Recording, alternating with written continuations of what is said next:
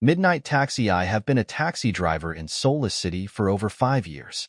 It is a big city for sure, but that does not make it lively. It was like one of those old, empty snow-filled shells you find washed up on the beach. Shiny on the outside, but empty on the inside. The streets were wide and lined with towering skyscrapers, but they looked deserted, like a stage set for a play that had never been performed. I spent nights wandering dark streets, forgotten alleys, and gloomy corners. Some say you get used to the darkness, but I'm not so sure. Working the night shift became a daily routine, the kind of routine that slowly wears away at your soul, like sandpaper on wood. I got used to the strange passengers, the fleeting conversations that disappeared into thin air as soon as they were over. My taxi became their confessional, and I became a silent priest, listening to their secrets, their lies, their laughter, their fears. But tonight, it felt different. The air carried a certain weight, a chill creeping through the windows as I drove slowly along the deserted streets. Around 11 p.m., I sat waiting for the first taxi of the night. I always start my shift with a quick drink at my usual night coffee shop, a small corner in a deserted street. It has long been a holiday, accompanied by a cup of black coffee to energize me. Sipping hot coffee to warm me up, watching the fog begin to roll in, wrapping around the street lamps and swallowing the shapes of the buildings in the distance. Finally, my phone buzzed, a new taxi alert flashing on the screen. I squinted at the address, an office building about a 15-minute drive away. "Let's go," I muttered, tossing the empty paper cup into the trash before getting into the driver's seat. The car sped through the quiet night, and I couldn't shake the strange feeling that tonight was going to be different. The fog gradually thickened, blurring the contours around me, creating a world where blurry shapes and shadows blended together. When we arrived at the pickup point, a middle-aged man stood on the sidewalk, dressed neatly in a suit and tie. He looked out of place, as if he belonged to another era, another city. I glanced out the passenger window, taking in the sharpness of his formal attire. "Good evening." A polite greeting is always necessary for customers. But he did not respond immediately, just nodded slightly and slowly sat in the back seat. The silence of this passenger was unsettling, but I had waited for many other silent passengers before, so I didn't think much of it. Introverts like their privacy. "Where are you going?" I asked, as pleasantly as I could. "Archer Street, Old Town," he answered, his voice smooth but scratchy, an echo in the closed corridor. I remember raising an eyebrow, looking surprised. That part of town was almost deserted, especially at this late hour. But it wasn't my job to ask questions. "Yes," I replied, shifting the car into drive and pulling out of the driveway. The fog seemed thicker than before. The city lights dimmed until they were just a hazy glow. The taxi was silent for a long time. I kept my eyes on the road, trying to concentrate on driving and ignore the increasingly heavy atmosphere. Every now and then, I glanced at the rearview mirror, checking for passengers. He sat there, eerily still, staring out the window, half his face hidden in shadow. I stopped, waiting for the red light for about 30 seconds, tapping my fingers rhythmically on the steering wheel, waiting for the green light to flash. Then I glanced at the rearview mirror again, my heart pounding. The man was smiling, but not just any smile, but an unnatural, grotesque stretch of chapped lips that grew wider and wider, until his face seemed to split in two. I turned my head to look straight at him, intending to open my mouth to say something, but the words died on the tip of my tongue. The smile disappeared. He remained still, expressionless, his eyes still fixed on the window. "Are you okay?" the visitor asked me suddenly, his voice calm and full of sarcasm. He looked like he had just seen a ghost. I swallowed, trying to smile, but failing. "Yeah, I'm fine, just a little tired," I replied, turning back to look at the road. I felt my hands shaking now, gripping the wheel tighter. I stepped on the gas as soon as the light turned green, glancing nervously at the mirror every few seconds. But the man's face was blank, emotionless, as if nothing strange had just happened. We arrived a few minutes later. The street was quiet, the dim lighting making the old town seem even more gloomy. I slowed down, looking at the rundown buildings with shuttered windows. This place felt abandoned, deserted. Why would someone like him want to come here? Be careful, the man said softly, almost sarcastically, opening the door and stepping out. He paused for a moment, glancing back at me. I don't know why, but a chill ran down my spine like never before. Then, he slowly walked into the darkness. I sat motionless for a moment, watching his figure until it disappeared into the thick fog. My hands were wet on the wheel. I had had many strange passengers before, but there was something about this man that left an imprint on me, an indelible ink mark in my mind. I took a deep breath, trying to shake off the anxiety.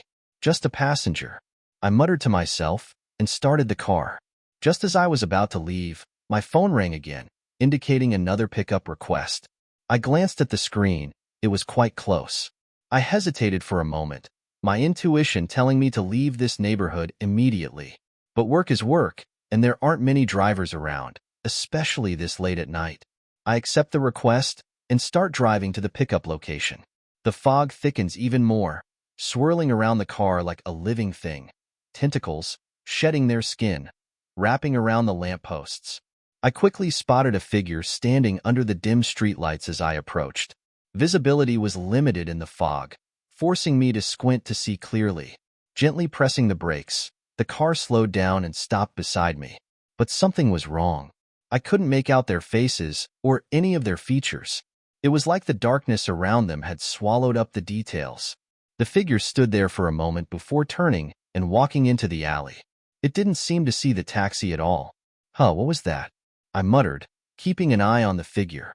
Maybe they weren't the ones who had booked the taxi?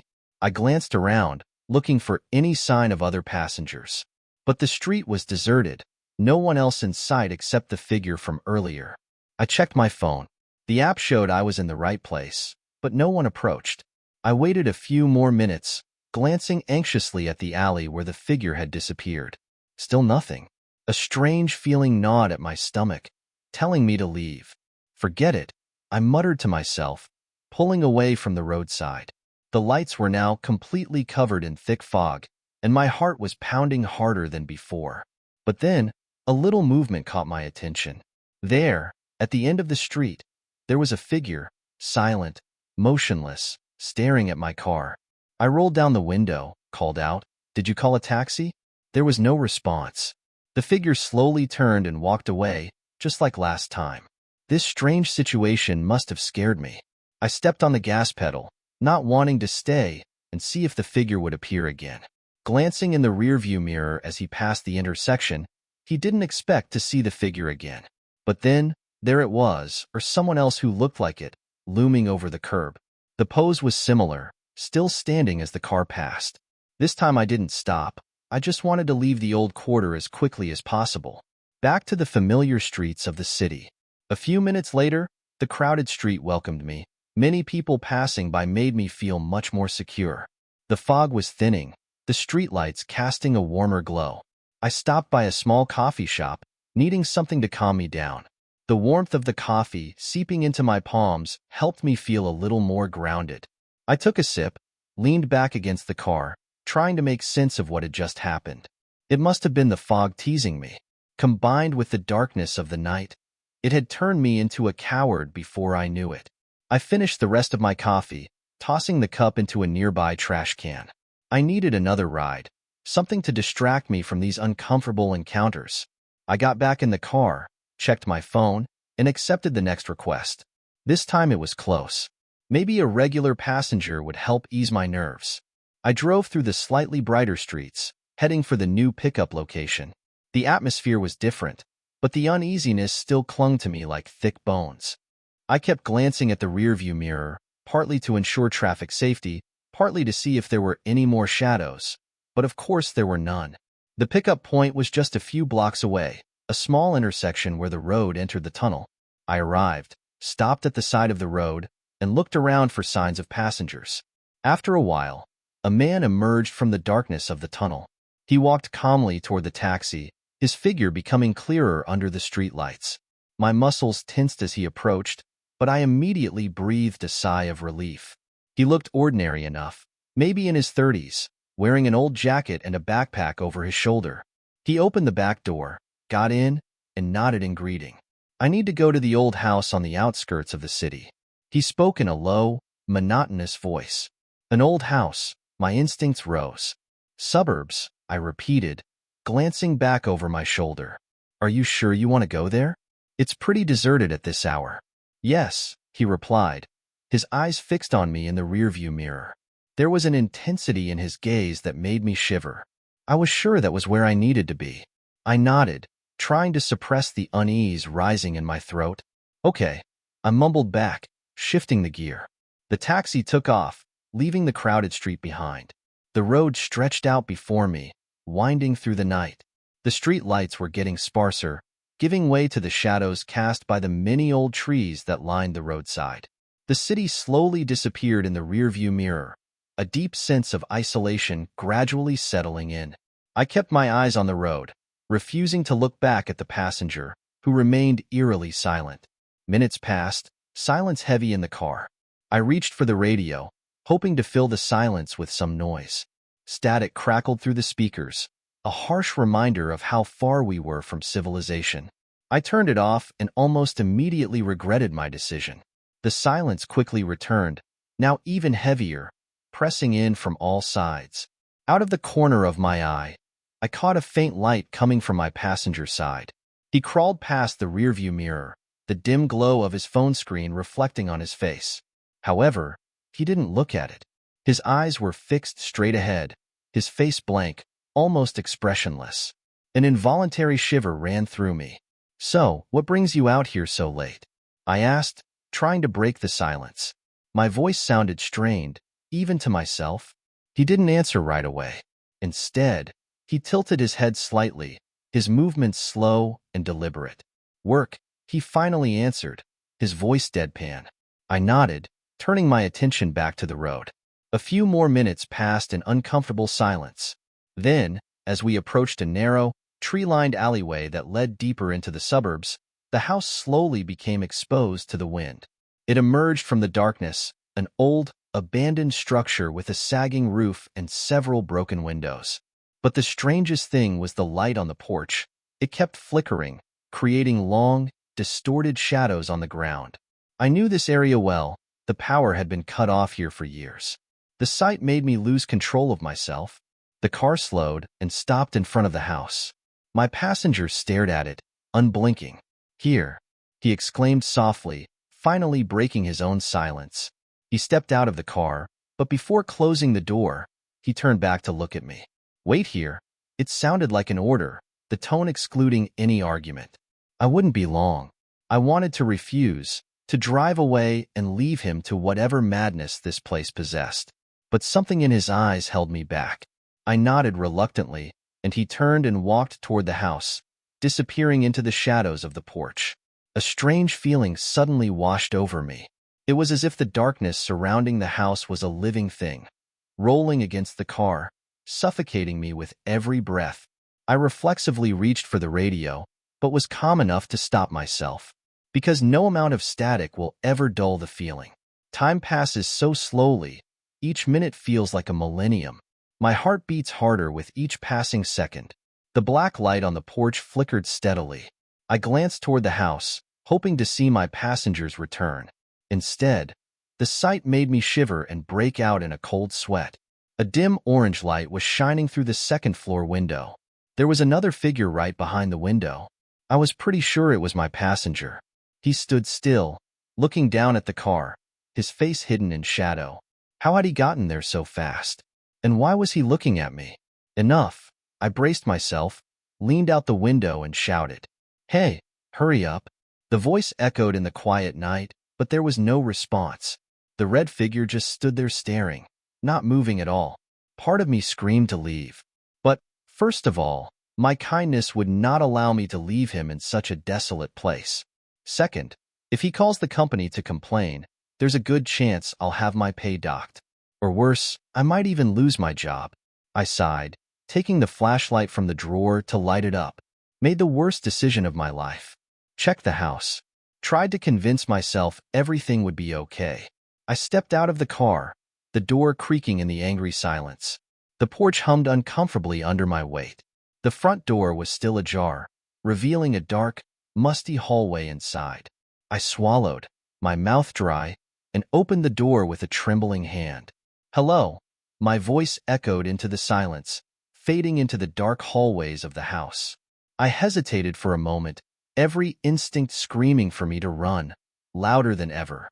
But the weight of the coin was still quite heavy. The air inside was stale, carrying the smell of mold and neglect. He walked slowly down the hallway, his flashlight beam sweeping across the dusty surfaces. I immediately noticed a small round table in the corner of the room. On it was an old newspaper, faded and torn.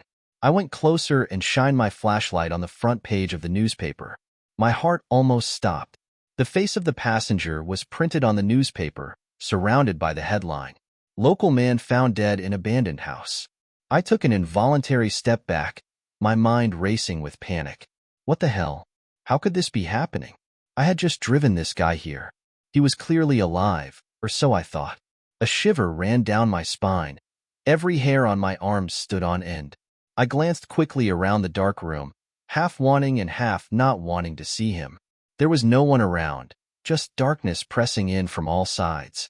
The only thing I could think of was getting out of here fast. Panic surged through my chest. I turned and ran towards the front door, not daring to look back. The floorboards creaked under hurried footsteps, echoing in the vastness of the house. I rushed out onto the porch, gasping for breath, and headed straight for the car. I slammed the door shut, gripping the steering wheel with trembling hands. My heart was pounding so hard it drowned out all other sounds. I turned the key in the ignition, and the engine roared to life. Then, out of nowhere, I felt it. A creepy, familiar presence. I reflexively glanced into the rearview mirror.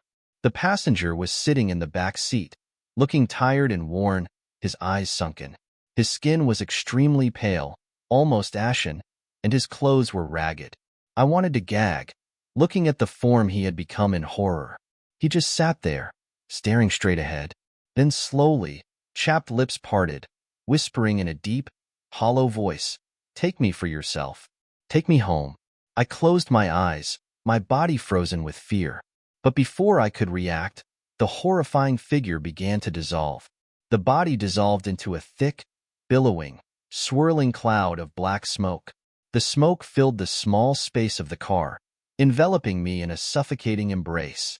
I coughed, fumbled for the door handle, and jumped out of the car in a panic. The cold, misty air hit me like a shock. I fell to my knees, coughing and panting like a dog. The fog outside seemed to thicken, pressing in from all directions. I glanced back at the car, expecting smoke to spill out, but there was nothing, just the empty interior staring back at me. My heart pounded in my chest. I could barely think. I scrambled back to the porch, searching for shelter.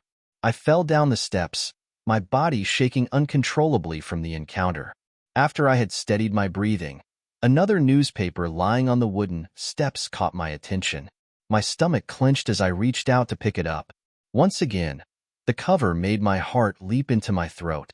But it was not the face of a passenger like before, but my own. The headline read, "Local taxi driver missing after strange incident." I dropped the newspaper, my hands going numb. The horror of the situation made my vision blur. I shook my head in disbelief. My mind was racing, trying to grasp the problem. Was this some cruel joke? Or was it just an illusion? I felt the world closing in around me. The fog grew darker and darker, cutting me off from civilization. The silence filled the air, filled with silent threats. I stood up abruptly, my heart pounding.